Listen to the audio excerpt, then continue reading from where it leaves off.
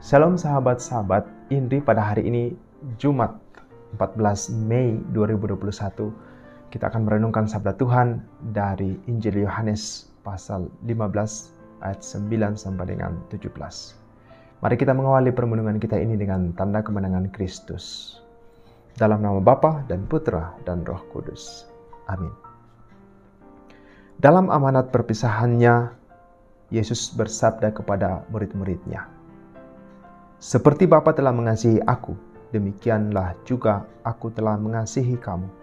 Tinggallah di dalam kasihku itu. Jikalau kamu menuruti perintahku, kamu akan tinggal di dalam kasihku, seperti aku menuruti perintah Bapakku dan tinggal di dalam kasihnya. Semuanya itu kukatakan kepadamu, supaya sukacitaku ada di dalam kamu, dan sukacitamu menjadi penuh. Inilah perintahku, yaitu supaya kamu saling mengasihi, seperti aku telah mengasihi kamu.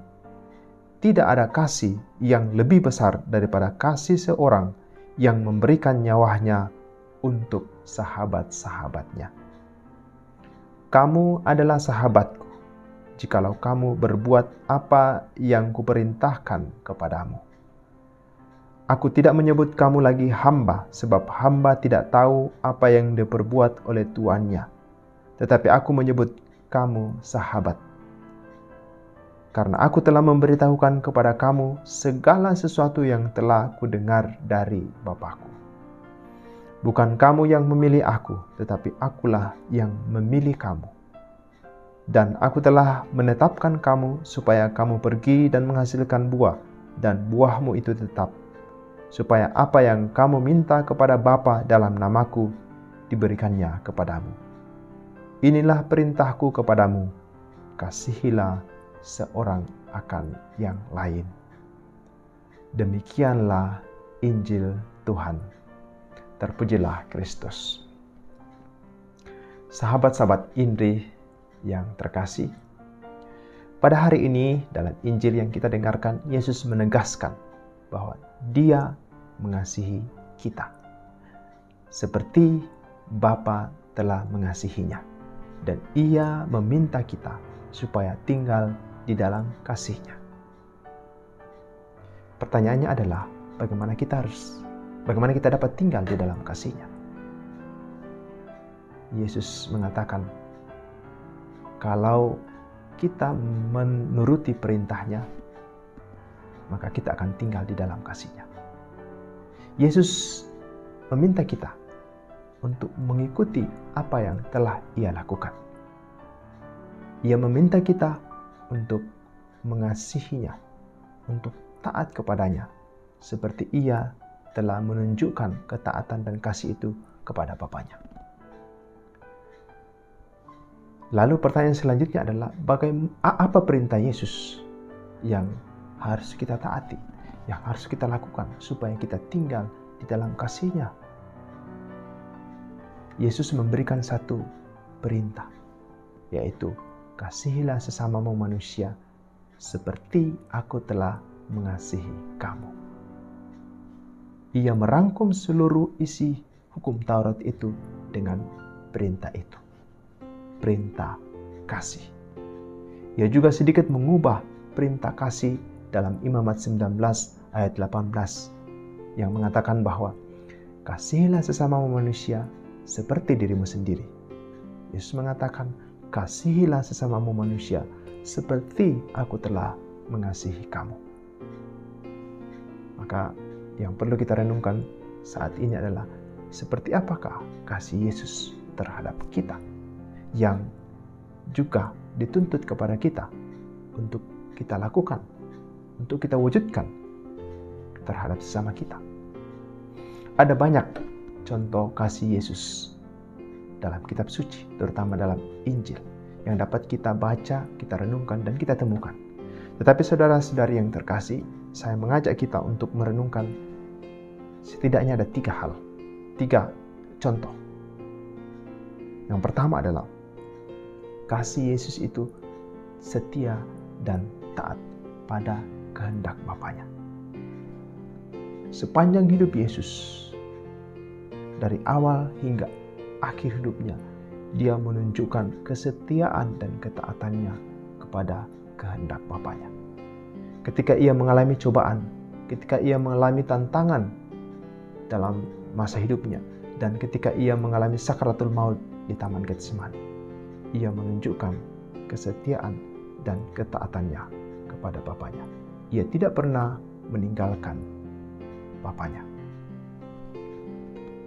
Dan dia meminta kita juga untuk menuruti apa yang telah ia lakukan, membangun kesetiaan dan ketaatan kepada kehendak Bapa. Yang kedua, kasih Yesus itu memberi, dan ia menunjukkan kasih itu lewat pemberian dirinya. Itulah kasih terbesar yang ia tunjukkan kepada kita, memberikan nyawanya demi keselamatan kita. Saudara-saudari, kalau kasih itu pemberian, maka kita bisa mengungkapkan kasih itu dalam hidup kita sehari-hari dengan memberikan mungkin waktu, pikiran, tenaga, keterampilan, perhatian, dan lain sebagainya kepada sesama kita. Itulah wujud dari kasih yang juga telah dicontohkan oleh Kristus sendiri.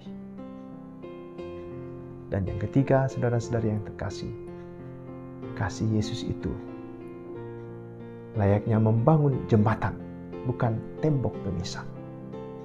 Kasih Yesus itu membangun persaudaraan dan persahabatan, bukan permusuhan. Maka dalam bacaan Injil yang kita dengarkan hari ini, Yesus menganggap kita sebagai sahabat,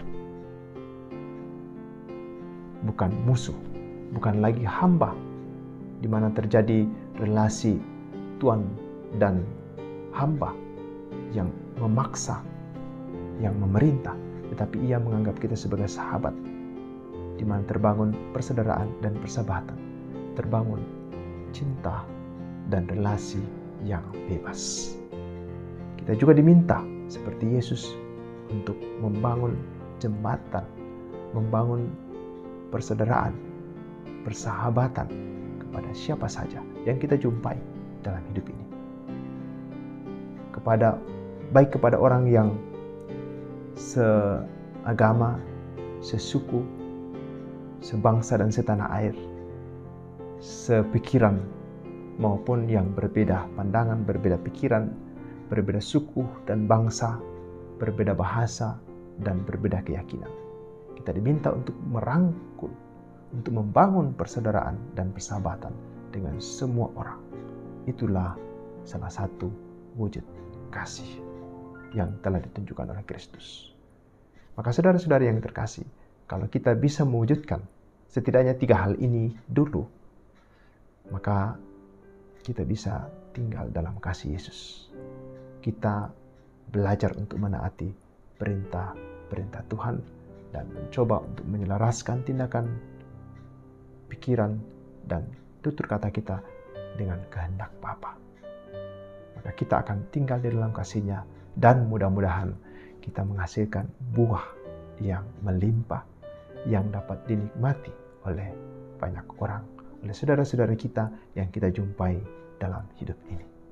Semoga Tuhan memberkati usaha dan perjuangan kita. Amin. Dan semoga saudara-saudari sekalian dibimbing, dilindungi dan diberkati oleh Allah yang Maha Kuasa, Bapa dan Putra dan Roh Kudus. Amin.